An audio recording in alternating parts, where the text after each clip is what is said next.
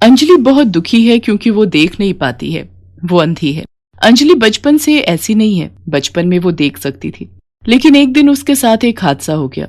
एक दिन स्कूल जाते समय रास्ते में एक गाड़ी ने अंजलि को जोर से धक्का मार दिया और अंजलि के सर के पीछे वाले हिस्से में चोट लग गई। उसे अस्पताल ले जाया गया, लेकिन डॉक्टर साहब ने साफ साफ कह दिया, देखिए, लड़की तो बच जाएगी, लेकिन वो कभी भी देख नहीं पाएगी क्योंकि उसकी दोनों आंखें खराब हो गई हैं। उसके बाद से अंजलि अंधी हो गई। उसके माता पिता ने बहुत कोशिश की, बहुत सारे डॉक्टर भी दिखाए, लेकिन कोई फायदा नहीं हुआ। अंजलि अभी 25 साल की है, वो खुद का काम भी नहीं कर सकती है। उसकी माँ बिमला हमेशा उसके साथ रहती है। उसके पिता का नाम मनोहर है। मनोहर एक दुकान चलाता है और उसी से उन लोगों का घर चलता है। मनोहर और बिमला को बस एक ही चिंता है, सुनिए जी, हमारी बेटी 25 साल की हो गई है, अब तो उसकी शादी करवानी ही पड़ेगी। हाँ बिमला, वो तो है, लेकिन एक अंधी लड़की से कौन शादी करेगा? उसके लिए हमें दहेज में बहुत सारे पैसे देने होंगे। हमारे पास एक वो दुकान ही तो है, उसे गिरवी रखना होगा। इस तरह बिमला और मनोहर अंजलि की शादी को लेकर आपस में बात कर रहे होते हैं कि अंजलि ये सब सुन लेती है। वो एक छड़ी से रास्ता नापते हुए बिमला और मनोहर के पास जाती है और कहती है, माँ, दुकान गिरवी रखने की कोई जरूरत नहीं है, मेरे लिए आप लोग दुकान क्यों गिरवी रखेंगे?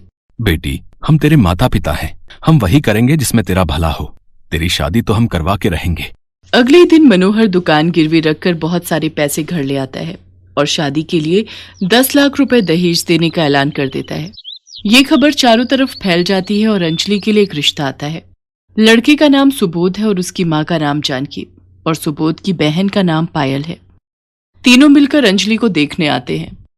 अंजलि अंधी होने के बावजूद सज धज कर उन लोगों के लिए मिठाई ले आती है। उसकी शादी पक्की हो जाती है। मनोहर जानकी को दहेज के 10 लाख रुपए दे देता है और कुछ ही दिनों बाद अंजलि और सुबोध की शादी हो जाती है। अंजलि ससुराल चली जाती है। पहले के 2-3 दिन तो अच्छे से ही गुजरते हैं, मगर उसके बाद वाले दिन जानकी अंजलि से कहती है, बहू, जाओ जाकर मेरा कमरा साफ कर दो। लेकिन माँ जी, मैं तो अंधी हूँ, मुझे कुछ भी दिखाई नहीं देता। तो क्या तुम्हें सर पर बिठा लें? तभी वहां पर अंजलि की ननद पायल आ जाती है और कहती है, भाभी, भूल मत जाना कि ये तुम्हारा ससुराल है, मायका नहीं जो तुम हमेशा बस आराम करती रहोगी। यहाँ रहना है तो घर का कुछ काम तो करना ही पड़ेगा। नहीं नहीं पायल, मैं आराम नहीं करती हूँ, वो तो मुझे कुछ दिखता नहीं है, वरना काम करने से मुझे कोई ऐतराज नहीं है। अब जानकी चिल्लाना शुरू करती है, चुप रह कलमुही, कामचोर कहेगी, हमेशा बस अंधी होने का फायदा उठाती है। जो बोल रही हूँ वो चुपचाप सुन ले, नहीं तो मार मार कर यहाँ से दफा कर दूंगी। ये सुनकर अंजलि घबरा जाती है, साथ साथ उसे बहुत डर भी लगने लगता है। डर के मारे वो बड़ी मुश्किल से चलते हुए जानकी के कमरे में जाती है और झाड़ू से कमरा साफ करने लगती है, लेकिन उसे तो कुछ दिख ही नहीं रहा था। ऐसे ही साफ करते करते झाड़ू टेबल पर रखे हुए फूलदानी से जाकर टकरा जाती है और फूलदानी नीचे गिरकर टूट जाता है और उस आवाज से जानकी और पायल वहां दौड़कर चले आते हैं। हाय हाय, सत्यानाश कर दिया, तोड़ दिया, मेरा सब कुछ तोड़ दिया। अंजलि रोते हुए माफी मांगने लगती है, माफ कर दीजिए, मुझसे गलती हो गई है, मुझे पता ही नहीं चला कि वहाँ कुछ है, मैं तो अंधी हूँ। फिर से वही बात, माँ, भाभी ऐसे नहीं सुधरेगी। ये बोलकर पायल 2 डंडे लाती है और दोनों मिलकर अंजलि के ऊपर प्रहार करने लगते हैं। अंजलि रो पड़ती है। उसी रात को जब सुबोध घर लौटता है तब अंजलि उसे सब कुछ बताती है। ये सुनकर सुबोध अपनी माँ और बहन को ही सपोर्ट करता है। अंजलि समझ जाती है कि ये लोग ऐसे ही हैं। उसके बाद से हर रोज अंजलि के ऊपर अत्याचार चलता रहता है। कुछ दिन बाद सुबोध जानकी से कहता है, माँ, आपने दहेज के लिए शादी करने को बोला, मैंने कर लिया, मगर मैं नंदिनी से प्यार करता हूँ, मैं उससे शादी करना चाहता हूँ। माँ, मुझे पता है बेटा, मगर उसके पहले इस अंजलि का कुछ करना पड़ेगा। मेरे पास एक आइडिया है माँ। पायल आइडिया बताती है और सभी वो करने के लिए राजी हो जाते हैं। अगले दिन सुबोध अंजलि को एक अच्छे आंखों के डॉक्टर के पास ले जाने के बहाने घर से दूर ले जाता है। वो अंजलि को लेकर एक जंगल में पहुंच जाता है। घना जंगल, चारों तरफ कोई नहीं है। अंजलि को कुछ अजीब सा लगता है। वो कहती है, ये तुम मुझे कहाँ ले आए हो? आसपास और कोई इंसान नहीं है क्या? हाँ है ना, तुम चिंता मत करो अंजलि, आज ही तुम्हारी आंखें बिल्कुल ठीक हो जाएंगी, तुम फिर से देख पाओगी। तुम यहीं पर रुको, मैं अभी आता हूँ, ठीक है? ये बोलकर सुबोध वहाँ से चला जाता है। अंजलि अकेली जंगल के बीचों बीच खड़ी रहती है। शाम हो जाती है। बहुत इंतजार के बाद भी जब सुबोध नहीं आता है तब अंजलि सब कुछ समझ जाती है और वो रोने लगती है। हे भगवान, ये मेरे साथ क्या हो रहा है? क्यों हो रहा है? मुझे पता है मेरे पति मुझे यहाँ छोड़कर भाग गया है। मैं अंधी हूँ, उसमें मेरी क्या गलती है? तभी वहां पर एक बूढ़ी औरत आ जाती है और अंजलि से कहती है, बेटी तुम्हारे पास कुछ खाने को मिलेगा? मैंने 2 दिन से कुछ नहीं खाया। अंजलि के पास सिर्फ 2 बिस्कुट थे। बूढ़ी औरत की दर्द भरी आवाज सुनकर अंजलि को दया आती है और वो 2 बिस्कुट उस औरत को दे देती है और अचानक से एक चमत्कार हो जाता है। वो बूढ़ी औरत जंगल की देवी में बदल जाती है। अंजलि, मैं इस जंगल की देवी हूँ। मैं बूढ़ी औरत के रूप में तेरी परीक्षा ले रही थी। तूने सब कुछ खो दिया है।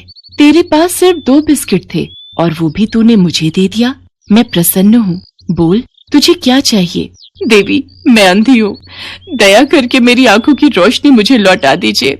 जंगल की देवी अपनी जादुई शक्ति से एक जादुई चश्मा लाती हैं। अंजलि, ये जादुई चश्मा है। इसे पहनते ही तुझे फिर से सब कुछ दिखाई देने लगेगा। अंजलि उस जादुई चश्मे को पहन लेती है और उसे सब कुछ दिखाई देने लगता है। पेड़, पौधे, आसमान, जमीन, सब कुछ। अंजलि खुशी से झूम उठती है। जंगल की देवी, आपका बहुत बहुत धन्यवाद। मुझे सब कुछ दिख रहा है। इतनी खुशी मुझे जिंदगी में कभी नहीं मिली। अंजलि जंगल की देवी को धन्यवाद देकर वहां से चली जाती है।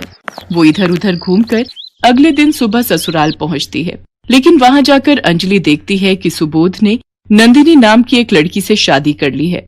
अंजलि को देखकर वो लोग बहुत चौंक जाते हैं। अरे, तुम कहाँ से आ गई? तुम्हें तो कुछ दिखाई नहीं देता है ना? हाँ हाँ, तुम तो अंधी हो। तुम्हें तो अब तक किसी जानवर के पेट में होना चाहिए था। इतने घने जंगल से तुम लौट कैसे आई? ये सुनकर हंसते हुए अंजलि कहती है, मुझे पता है तुम लोग मुझे मारना चाहते थे। सिर्फ और सिर्फ दहेज के लिए तुम लोगों ने मुझे इस घर की बहू बनाया, लेकिन अब मैं सब कुछ देख सकती हूँ। अब मैं तुम सबको मजा चखाऊंगी। ये सुनकर सभी हंसने लगते हैं। पायल कहती है, तुम्हें क्या लगता है तुम अकेली एक औरत हम चारों को हरा सकती हो?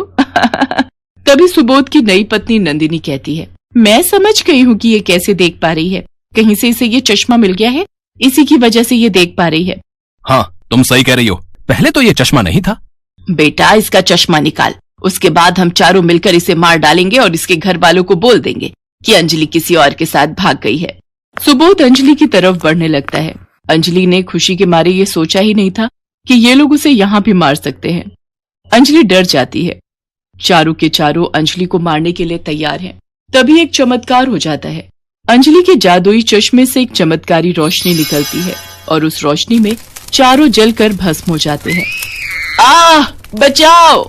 ऐसे ही दर्द से तड़पते हुए चारों का खेल खत्म हो जाता है। अंजलि को इंसाफ मिलता है। उसने नहीं सोचा था कि उसका ये जादुई चश्मा ऐसा भी कर सकता है। वो मन ही मन जंगल की देवी को धन्यवाद देती है और इसके बाद वो अपने मायके लौट जाती है और अपने माता पिता को सब कुछ बताती है। वो लोग अंजलि को सपोर्ट करते हैं और ऐसे ही अंजलि अपने जादुई चश्मे के साथ खुशी खुशी रहने लगती है। ऐसे और वीडियो देखने के लिए हमारे चैनल को सब्सक्राइब करें।